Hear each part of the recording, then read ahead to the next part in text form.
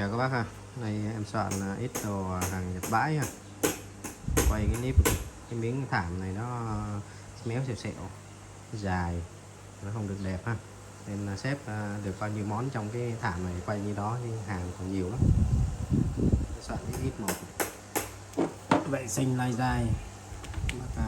Các bác cần món nào nhắn em nha. Hàng tùm lum thứ, đồ nghề các loại.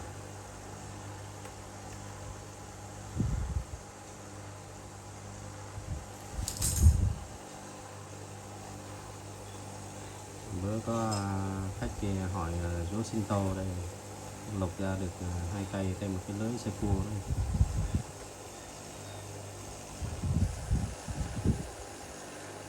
Rồi quay sơ sơ, mà bác nào cần món nào nhắn em nha. Cảm ơn các bác nha.